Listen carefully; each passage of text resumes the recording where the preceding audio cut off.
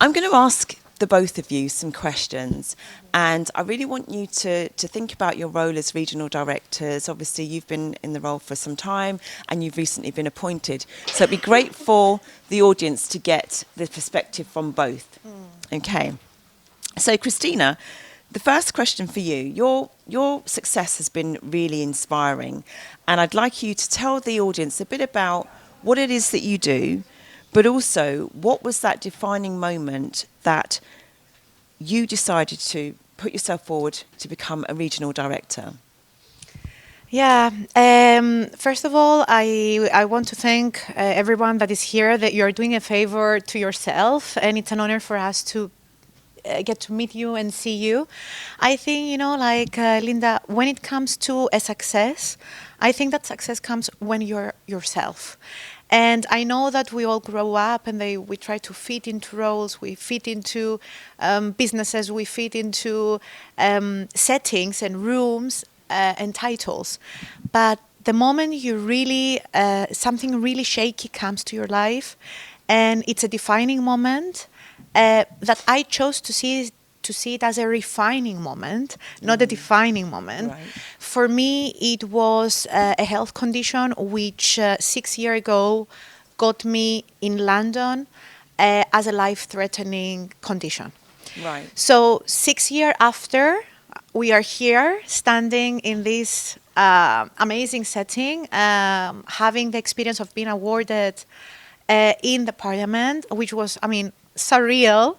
And I think that the satisfaction you get from empowering yourself and empowering others, oh my God. I cannot tell you enough that my reward is seeing those happy faces when they come to the club. Initially, as Mirella described, a bit like stiff. Yeah. And unwilling to open up and connect enough. But when they just get in the room, they feel the energy, they feel safe.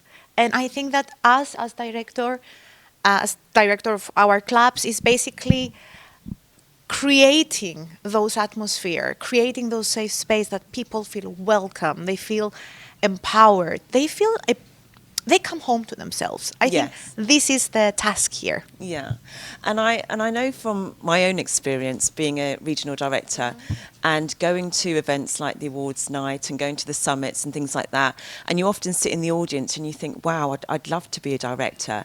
And sometimes it might feel like it's out of your reach, but it's not. It's for everybody, because Mirella opens up opportunities and doors for everyone. That's so true. Yeah. Actually, how it happened 2 years ago. I just came and I was just, let's say, an attendee of the summit. And Mirella said, miraculously, I'm looking for a star. So if you feel that you have something to offer to the world and you are willing to be open, come and talk to me. I don't know why, but I did. And, I thought that my story, because it was a bumpy story, okay? So I think that the more I shared it and the more I kind of accepted this journey and claiming my power and use that power to empower other women, I think I had to. So I just, I didn't feel like walking to her. I just went there, and the rest is history. And when you say people don't think they can do it, I didn't think, I never thought I could do what I'm doing today. So if somebody told me a couple of years earlier that I will be doing this, I would say absolutely no chance. But I think that we really need to give ourselves the permission, to just go for it, just try. And I can say that nothing gives me more fulfillment and joy and I think light in my heart and my mind and my face, I think, than giving women what they really need: inspiration, support, like the faith that yes, you can do this. And look how many women have done it already. Brilliant. Thank you so much. Thank you. Let's give it up for Christina. Thank you. And the same question to yourself, Judy. And Judy, you have got a very inspiring story as well. You also won an award yesterday, so congratulations on that. Thank you. And you've flown in all the way from Toronto. Now, Morella obviously has this vision to have, as many clubs as possible open around the world. So what inspired you to want to open up a community in Toronto? Yeah, so I think what inspired me the most was Morella and watching other women do it.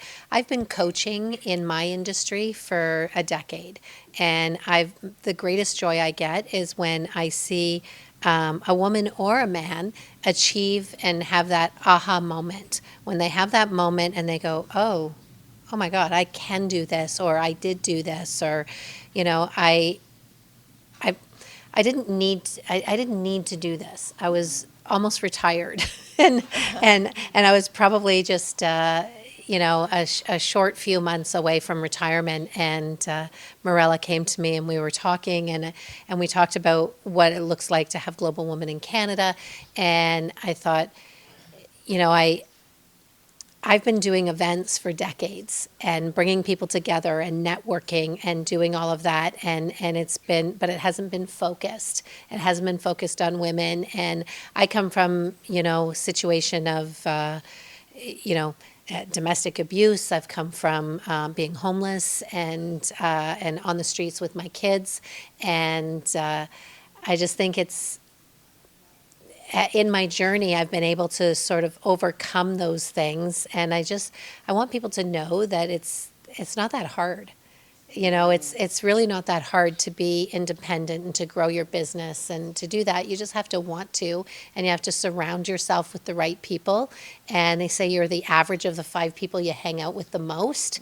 So if you could all come together with Global Women and hang out with those 5 people, those 5 awesome women in your circle, they're going to lift you and they're going to elevate you, and you're going to be the average of that. And if I'm a big believer that you don't want to be the smartest person in the room, and you don't want to be the greatest person in the room. You want to surround yourself with greatness, because that's going to lift you up.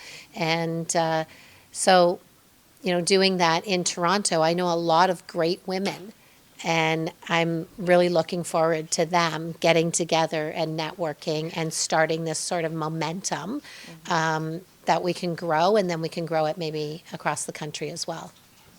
Thank you so much, Judy. Thank you for sharing that, and thank you for being so authentic and so vulnerable and sharing so much about your story. The first time I met you was yesterday, and I didn't know much about you, but I feel like I know a lot more about you now. So who's willing to go to Toronto and Cyprus to support these ladies in their meetings? I promise you all that the weather is better in May. And for Cyprus, we will wait you in November, because we're planning something fantastic with Mirella. So I would love to see all of you. Why not? I mean, Cyprus is a great place to be. Wonderful. Great. So moving on to my next question, going to Christina. Okay, so women are undeniably strong. And, on their entrepreneurial path, it can be very, very lonely, as you know. So in moments of doubt and in isolation or uncertainty, how can your community serve as a lifeline for those women, providing them connection, mentorship, support to help them to thrive? Yes, I think it comes down to the power of the community at the end of the day, because we all start having a goal, okay, a desire, and then it becomes like a goal. And the goal is never a straight line. I mean, people usually, at least for me, for years, I was seeing successful people, and later on I was considered one of them, doing like law. However, whatever I put into my mind, I was trying to do it, but there were goals that I felt not supported. I felt that I was doubting myself at parts, and at other parts I received weird looks, weird comments, and I think that we've all been there. Yeah. So really having a community to back you up authentically, without any hidden, intentions and bad motives, just backing you up, cheering you up, connecting you with each other, get to travel with them, have fun with them, like speak with them, connect with them. It's just such a prize that in Cyprus, more and more women open up to this gift. Some others are a bit more skeptical about it. They don't know what to expect. They don't know if that will resonate with them, if they can open up. Maybe they consider it that is only for successful, women, and maybe they are less than. So I think that seeking basically a community, finding your tribe and sticking with them. It's not only to find them, you need to stick with them. It's like a pump up of confidence. They keep you going, they keep you inspired, so why not? Definitely, that's a game changer. That's a game changer. Thank you so much for that. Thank Yes. you. And the same question to yourself, Judy, because now you're going to be opening up this brand new club, and there's going to be lots of excitement, buzz, having new members. How do you plan to maintain them and to motivate them, particularly for those women? You may have some women that are quite outspoken, they'd be happy to take the mic, but you'll have others that will be in the background that will be shy and won't necessarily know how to bring themselves forward in that entrepreneurial path. So what are your plans for that? Well, I've been an instructor and a teacher for decades, and it's been my job to identify those people that are in the back of the room being quiet, the little mousy people that, and women that don't have a lot to say. I'm really good at saying, Mirella, you were talking to me earlier about this, and let's get you up to the front and start talking. And I've done this for decades. So I think it's just knowing your audience, knowing who's in the room, helping encourage them, but also giving them the microphone, but also encouraging them to just talk about anything and supporting them in that way. It's hard when you're starting out as an entrepreneur. I've been there, and I've been, I can't remember who said it today, but they were talking about I think it was Mirella, was saying, in your family, nobody knows what you do. Nobody has a clue what I do. I have two personas. I have a Facebook, this is Judy Perret, in real estate and our development and everything we do around affordable housing and accessibility. And then there's this Judy that her friends know and that her family knows. And the greatest compliment you can get, I think, is when somebody says to you, how did you do that? What are you doing? Because now they're curious and they're engaged. And I think just keeping people curious and engaged is really what's important, and the community will rise together.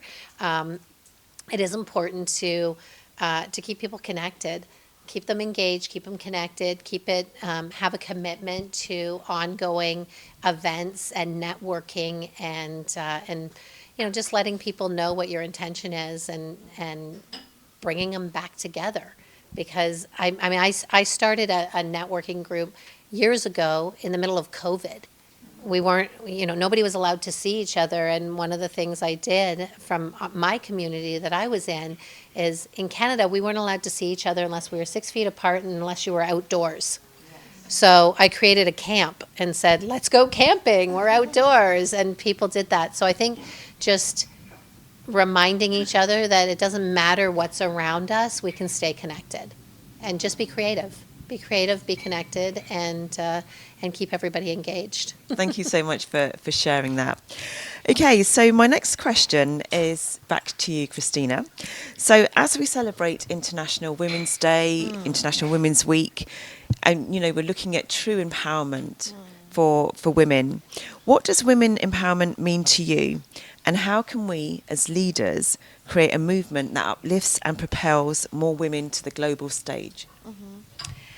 Linda, a lot is said about the women empowerment, and I think that there are people that mislead what real woman empowerment is. And being with women, around women, working with women, coaching women, I get to hear from them a lot of things, a lot of limitations, a lot of glass ceilings that they think that they need to break, a lot of boxes that they need to tick.